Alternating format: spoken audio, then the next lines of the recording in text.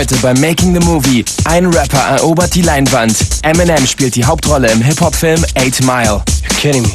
Wir sprechen exklusiv mit Marshall Mathers, der eine Aufgabe meistern muss, an der schon viele Rapper kläglich gescheitert sind. Die Schauspielerei. What the hell is he talking about?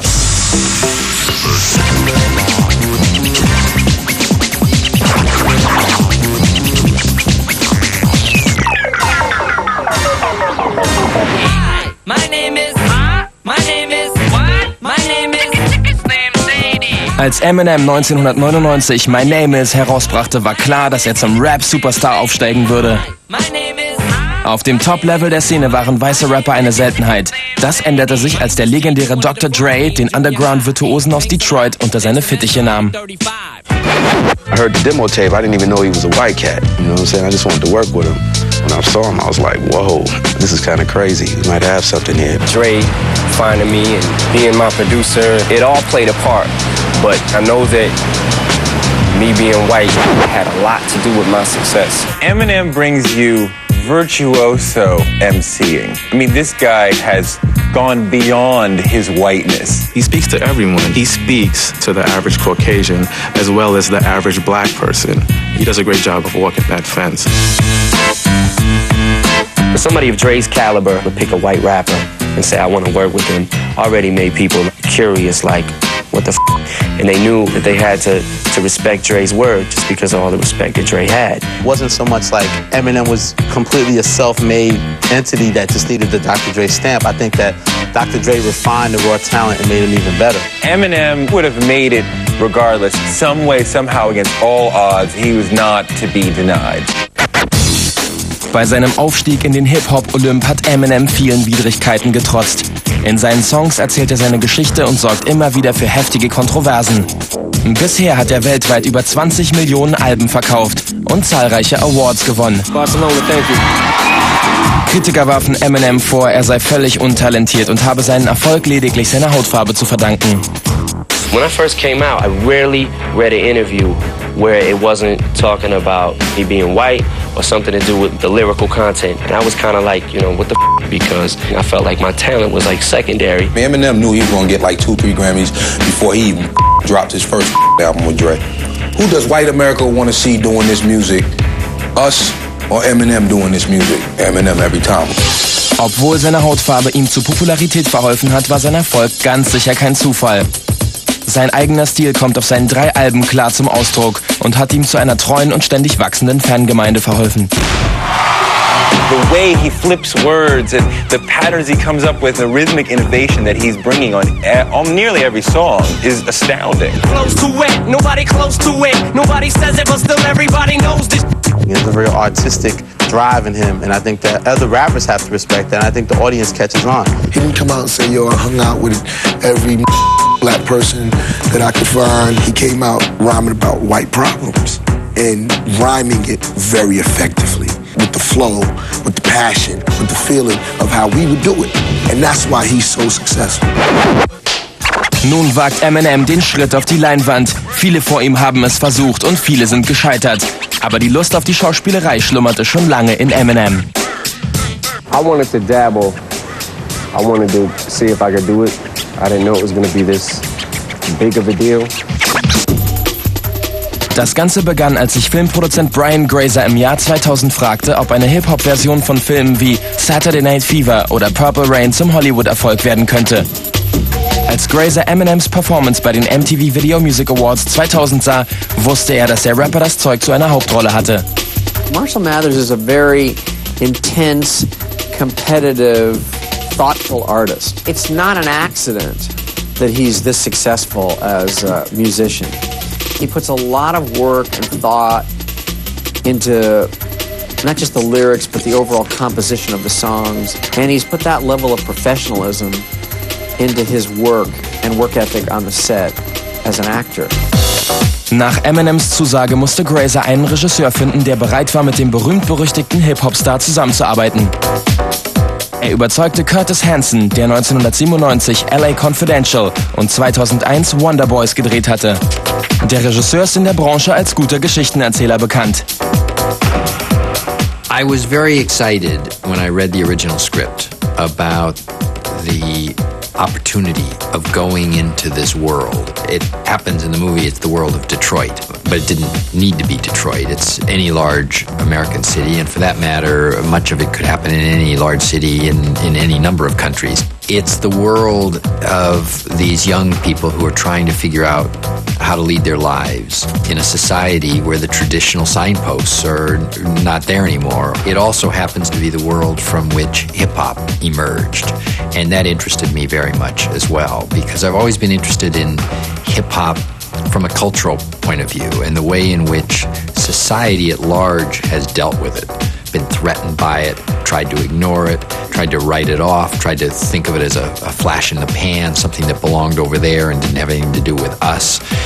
And my hope was, in telling this story, that not only would I tell a story that was entertaining and would make people think and be emotionally involved with these characters, but that we would also present a view of this world that would feel authentic to hip-hop fans, but also to the non-hip-hop fans, would show them this world and give them perhaps a better understanding of where hip-hop came from and the emotions of which it speaks.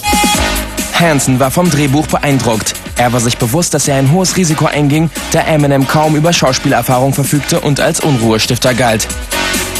The big question mark was, could Eminem play this part? Could he deliver a performance that felt sufficiently true emotionally to be at the heart of a movie in which he's in literally every scene? I'm building an empire, Jimmy, and I'm taking you with me, man. You're next. All right. I'll talk to you later. To answer that question, I met him, number one, and then I went to Detroit to spend some time with him, which is where he still lives, outside of Detroit. I showed him everywhere that I used to perform, all the clubs, all the spots, what it looked like, and he basically went through and scouted the area afterwards and came up with locations that looked similar. Just basically, we wanted the griminess and ruggedness of downtown Detroit. He was very impressed with the fact that I was not there because of him.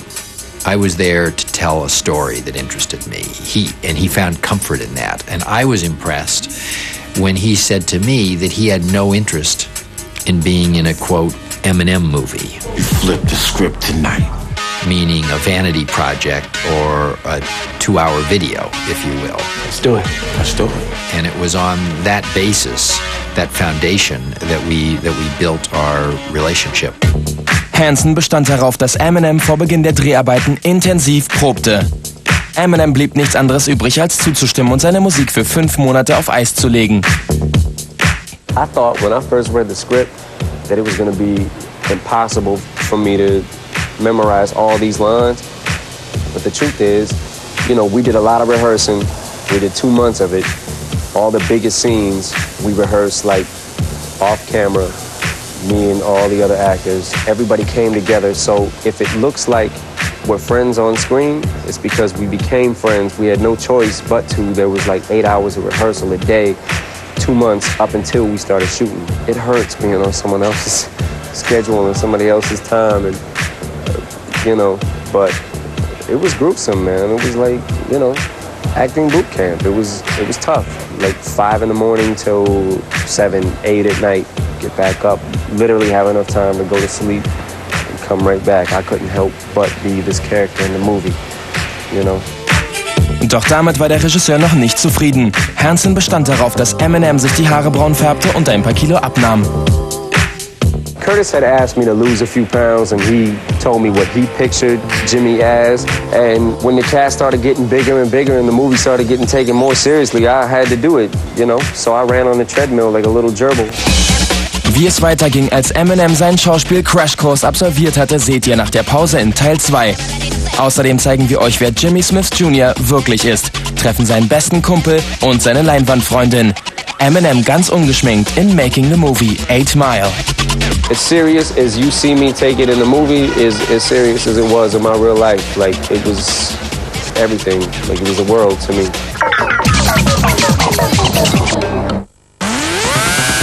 Zu Eminems Filmdebüt in Curtis Hansons Film 8 Mile. Let's do it.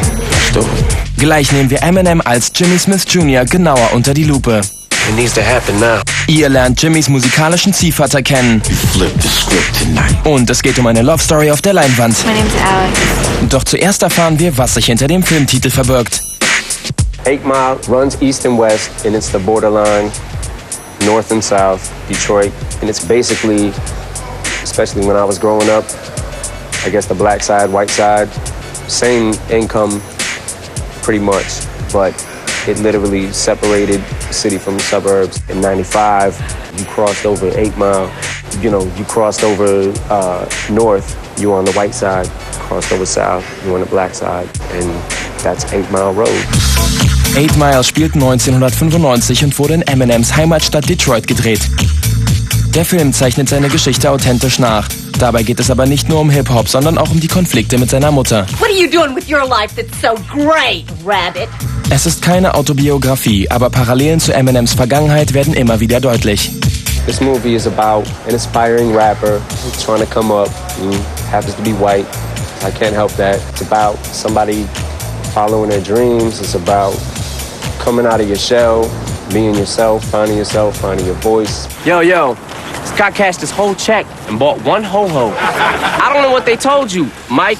You must have them cornrows rolled too tight. It's about hip-hop, it's about all that stuff. I very much did give him a helping hand into the world of movie acting. But at the same time that I was doing that, he was giving me a helpful hand into the world from which he came. In my attempt to present a truthful picture of that world, Marshall was very much a barometer of truth for me. They're calling your name. Eminem spielt Jimmy Smith Jr. alias Rabbit, einen weißen Rapper voller Zukunftsträume. Er lebt mit seiner Mutter und seiner kleinen Schwester in einer heruntergekommenen Wohnwagensiedlung. Cause I live at home in a trailer. Mom, I'm coming home to you. Break it down. Jimmy's whole struggle is he wants to be something. He doesn't want to be like his mother, and he wants to get his little sister out of this. Whatever way he can, basically by rapping, but by any means. Did you mean what you said about doing that demo with Wayne? No, I'm gonna do it on my own. His ultimate goal is to come back, get his little sister, and get her out of this whole struggle. Ein Job in einer Fabrik ist seine einzige Geldquelle. Play it again, Smith, and you're fired.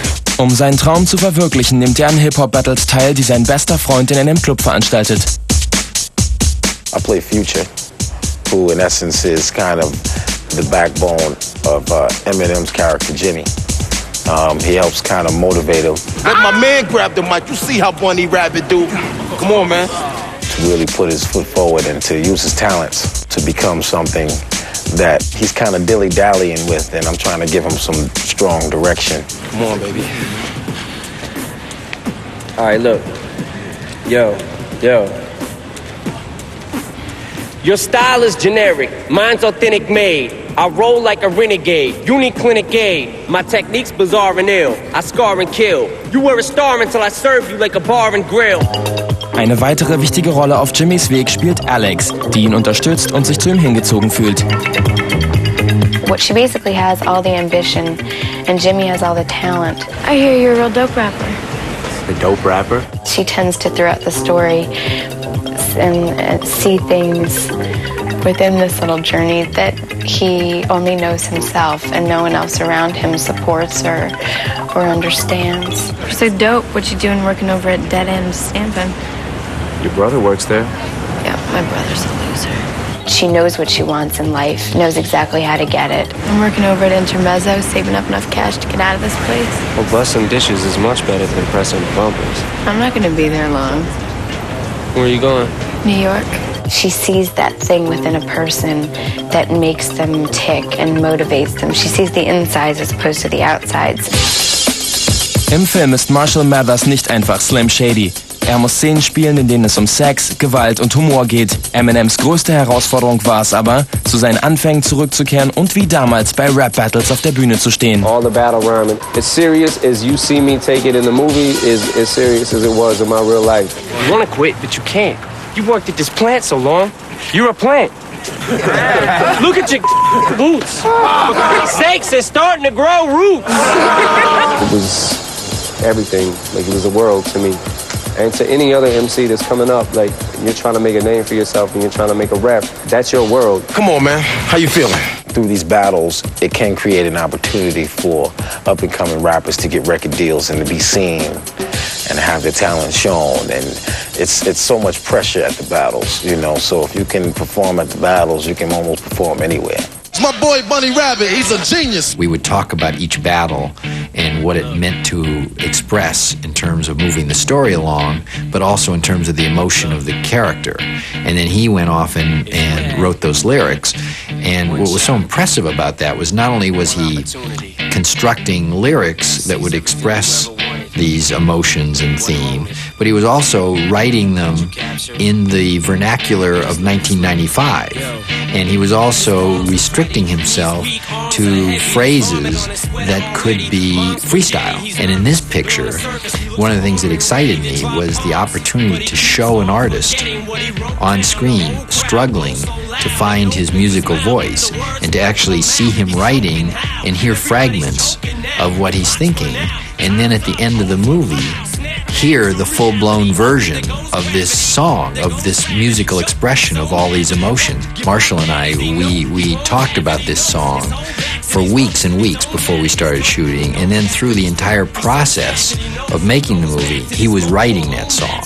And it was a real challenge for him because as Eminem, his songs are extremely personal, extremely self-referential. And here he was doing something completely different, where it had to express the emotions not only of Eminem, the artist, the writer, but also of Jimmy, the character in the story. And it was a new challenge for him, and one that took him into a whole other area of creativity. Auch die Zusammenarbeit von Schauspielern und Regisseur war von Kreativität geprägt. Und das hat Früchte getragen. Bereits am ersten Wochenende spielte 8 Mile in den USA über $54 Millionen ein. Der Film setzt seine Erfolgssträhne in Europa sicherlich fort. Ob Eminem wirklich ein geborener Schauspieler ist, lässt sich noch nicht sagen. Aber in 8 Mile hat er überzeugt. Und was sagt er selbst dazu?